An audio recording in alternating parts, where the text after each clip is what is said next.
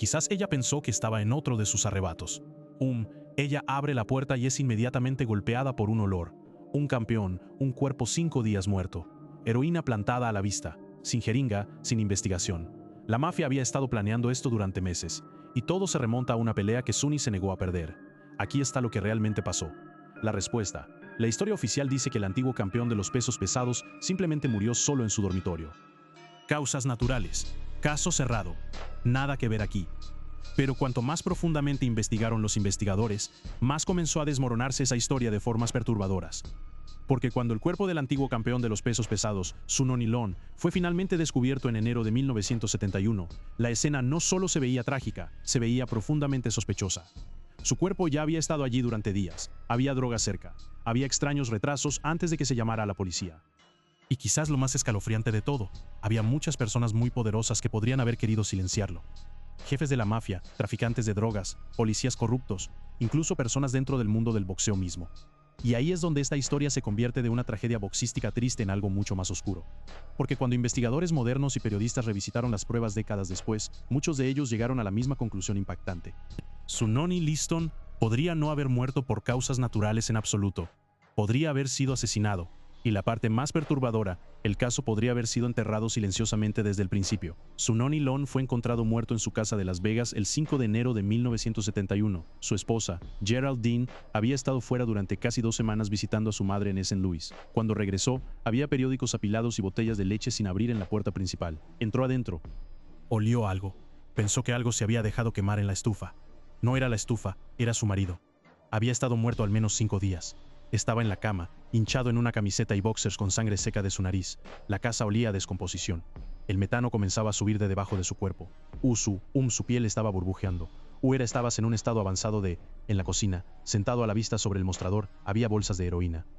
No había entrada forzada, sin signos de lucha, sin armas. Había marcas frescas de agujas en el brazo derecho de Sunny. Geraldine no llamó a la policía de inmediato. Llamó primero a su abogado, luego a un médico. La policía no llegó hasta después de la medianoche. Para ese momento, Geraldine había estado sola en esa casa con el cuerpo y las pruebas durante más de 2 horas. El hecho de que la policía encontrara un atado de heroína a la vista en el mostrador de la cocina y lo usara para una orden de allanamiento. Y sin embargo, Geraldine tuvo algunas horas para limpiar esa casa antes de que llegara la policía. La policía anotó la escena y pasó adelante. No se llamó a ninguna unidad de homicidios. No se abrió investigación de asesinato. El médico forense del condado de Clark realizó una autopsia.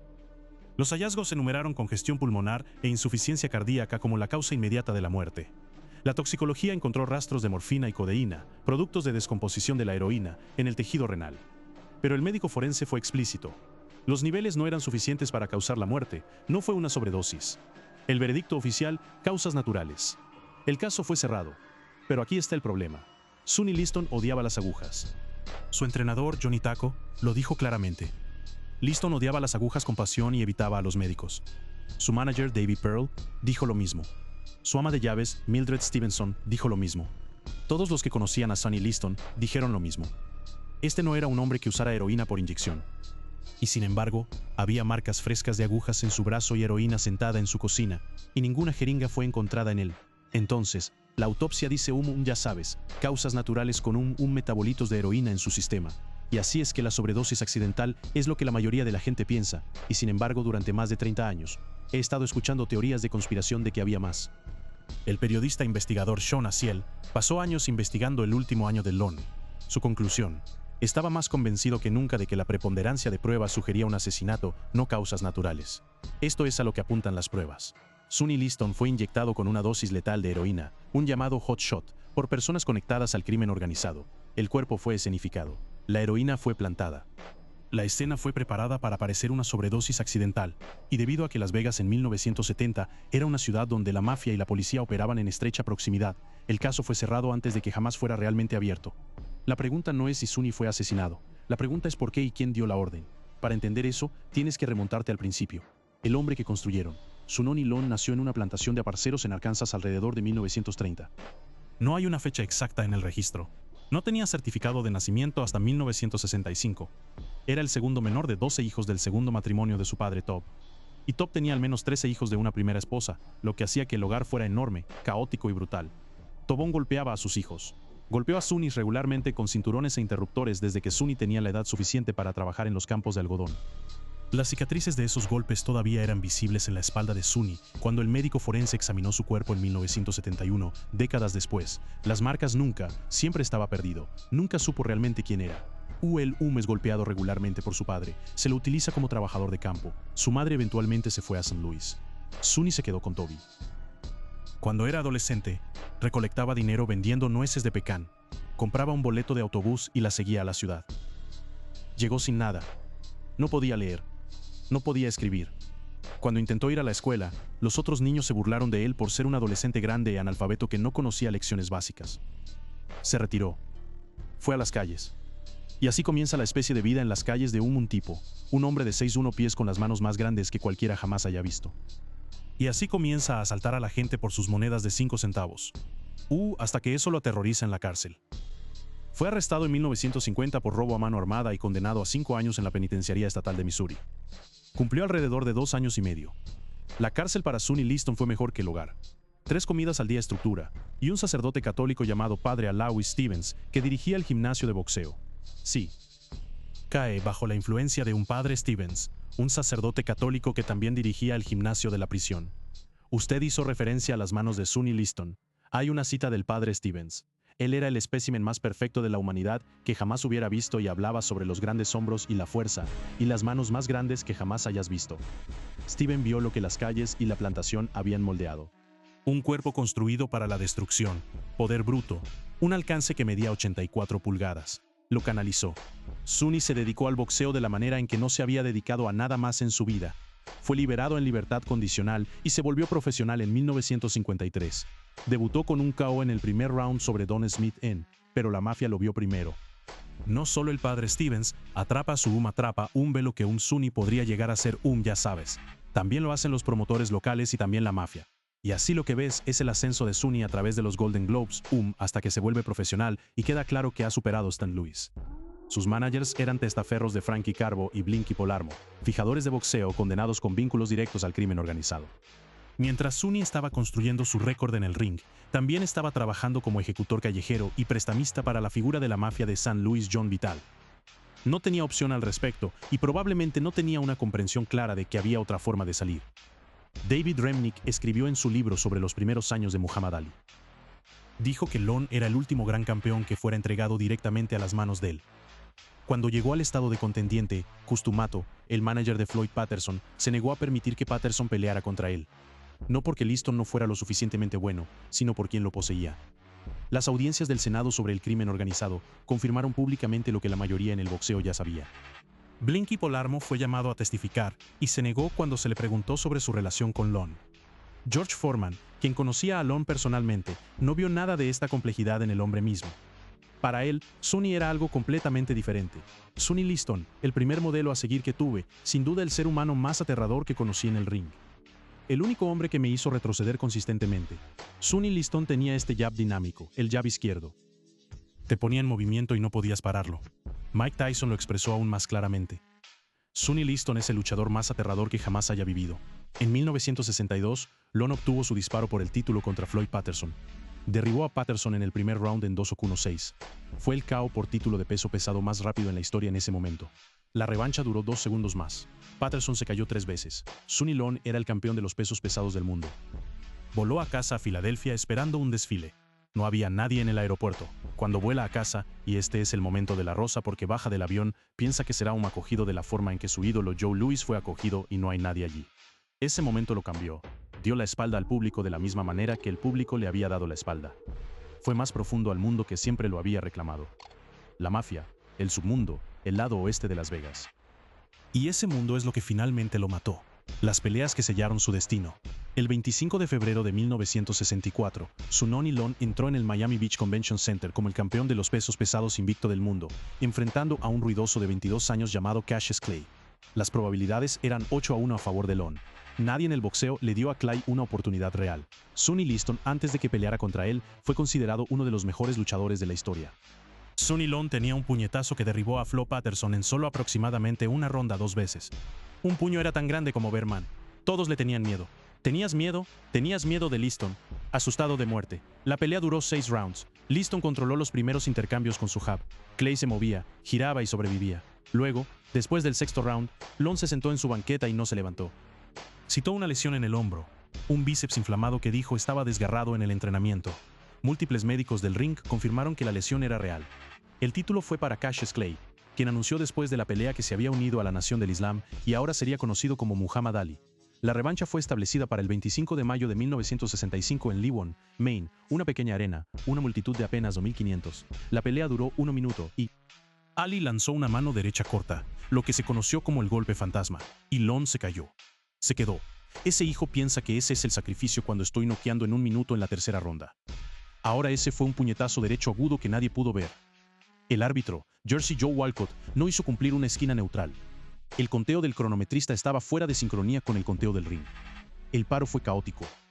Lon se levantó antes del conteo oficial, pero la pelea de todos modos fue agitada. Geraldine Lon, viendo desde casa, diría años después que creía que Sunny había regalado esa segunda pelea. Y según la investigación de Acel, ella tenía razón, pero no de la manera que la mayoría asumía. Ya sabes, creo que en la segunda pelea no tengo duda de que eso fue arrojado. Hay algo que llamamos la teoría del porcentaje secreto. No fui el primero en abordar esto, pero se volvió cada vez más persuasivo para mí que si Lon pensaba que iba a obtener una parte de las ganancias futuras de Ali. La teoría es esta. Lon fue dicho o se convenció a sí mismo de que si se caía y se quedaba en la revancha, recibiría un porcentaje de las ganancias futuras de Ali. En 1965, nadie podía predecir que Ali estaba a punto de convertirse en un objetor de conciencia, tener su título arrebatado y ser exiliado del boxeo durante 3 años. Sunny creía que estaba tomando una decisión comercial al estilo de la mafia, aceptar la caída, cobrar cheques más tarde mientras Ali imprimía dinero. Preferiría simplemente sentarse en casa y cobrar sus cheques mientras Ali ganaba dinero para él. Quiero decir, eso es la forma de pensar de la mafia. Sunny fue criado por la mafia. Ese fue un movimiento de mafia. Pero luego Ali perdió 3 años de su apogeo al exilio. El dinero nunca llegó. Y Sunny, quien había estado alardeando en las barberías de Las Vegas de que tenía una parte de las ganancias de Ali, ahora era un hombre andando por ahí hablando de algo muy peligroso frente a la gente equivocada. Ya sabes, había todo tipo de pistas. Lo que me sorprendió es que cuando fui a Las Vegas para escribir esto, para reportar este libro en 2015, todavía había personas que en las barberías y alrededor que estaban alrededor en ese momento que recordaban a Sunny, diciendo que tenía una parte de las ganancias futuras de Ali. Así que la teoría del porcentaje secreto más que solo un rumor. Quiero decir, esas eran personas que escucharon a Sunny alardear sobre ello. Debería decir que si lo hizo o no es casi irrelevante. Sunny creía que lo había hecho. Esto importa por una razón específica. Al alardear sobre el acuerdo, Lon estaba anunciando públicamente que la segunda pelea de Ali fue amañada. Estaba confirmando lo que la mafia necesitaba que nadie confirmara. En el mismo momento exacto en que Ali estaba a punto de enfrentarse a Joe Frazier en Nueva York por una bolsa de $5 millones cada uno, Sunny estaba en Vegas diciéndole a la gente que se le debía una parte.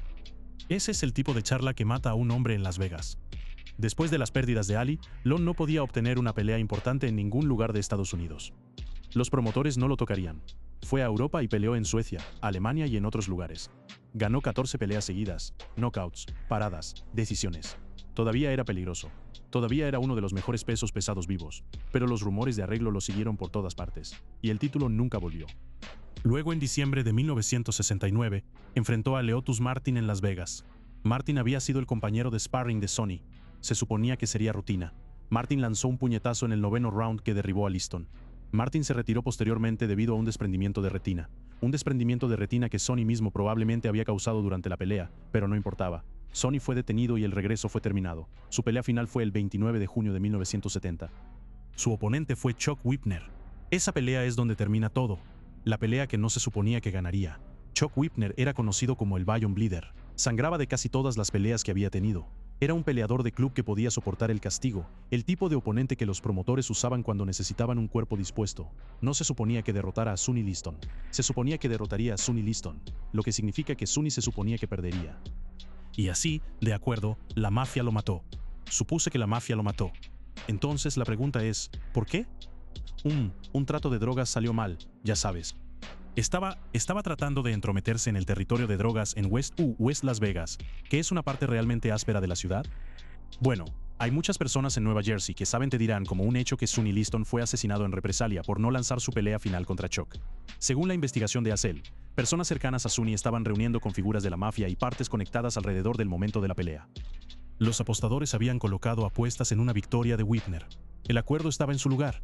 Todo lo que Sunny tenía que hacer era perder. Él no perdió. Se suponía que Sunny no ganaría.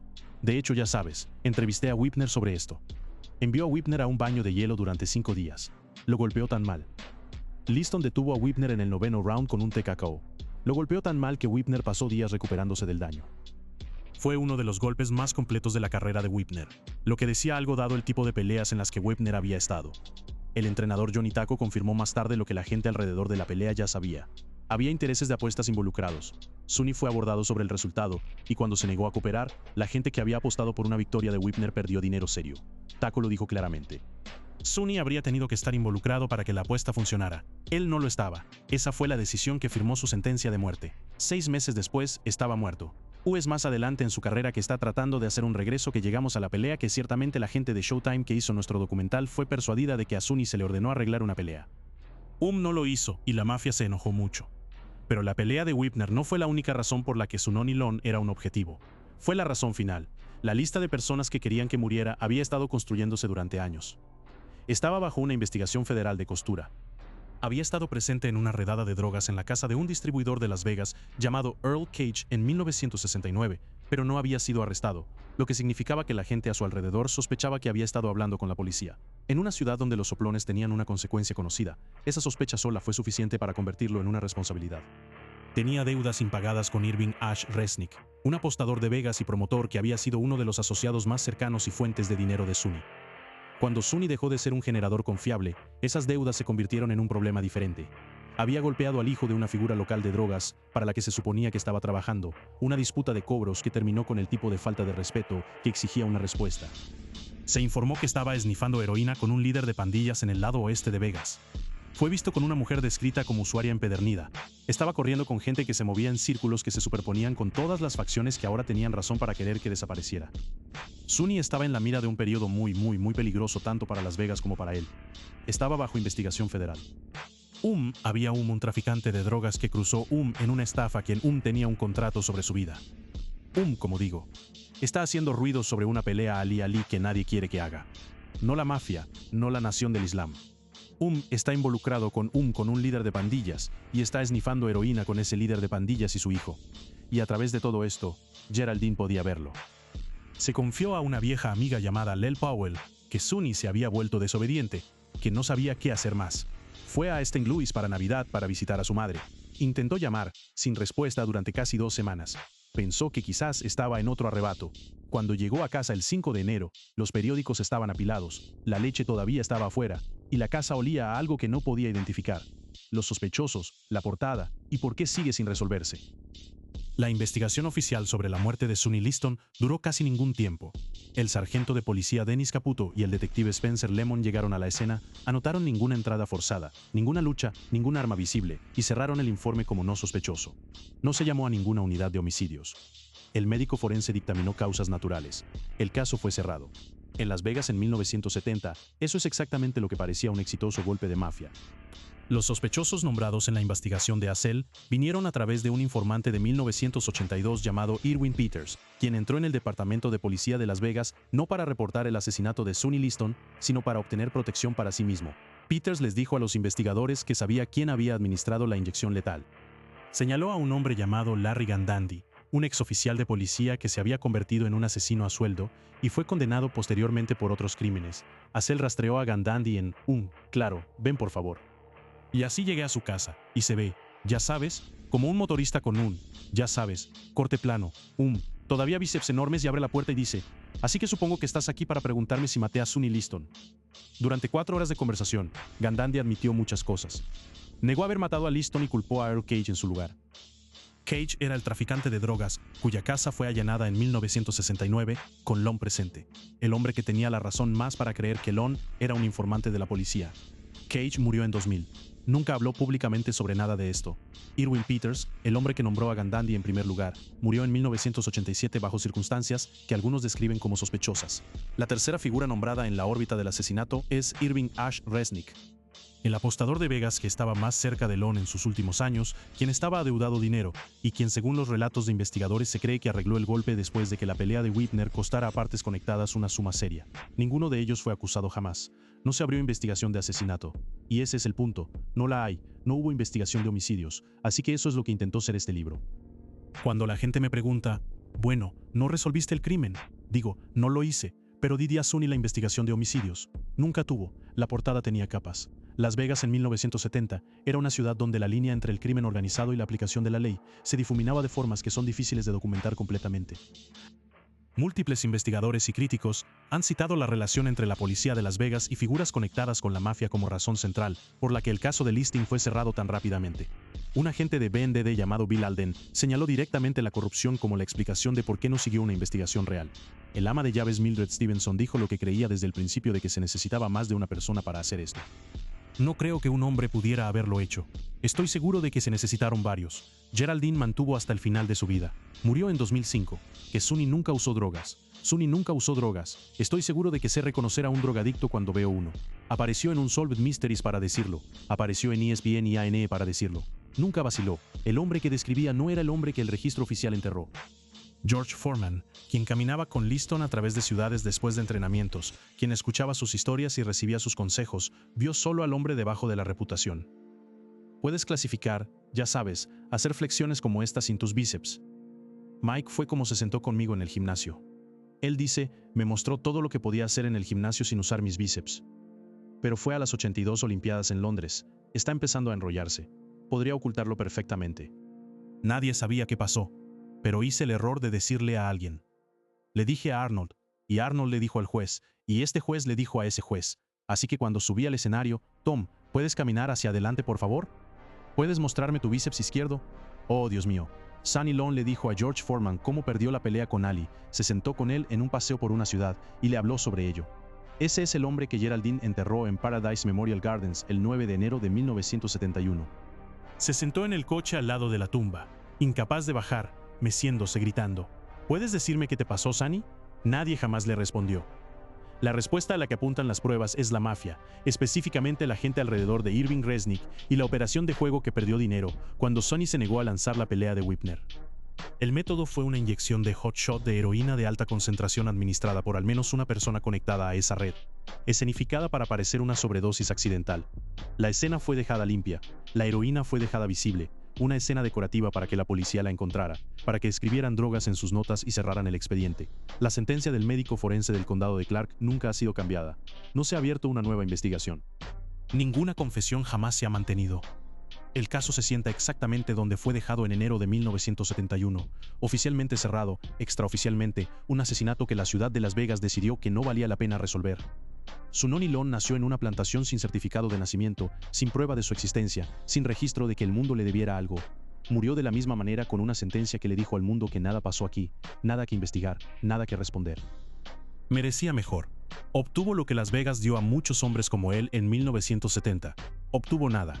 Liston se describe en una instancia como el 24 de 25 hijos en la fuente del transcript, mientras que el documento de investigación lo identifica como el segundo menor de 12 hijos del segundo matrimonio.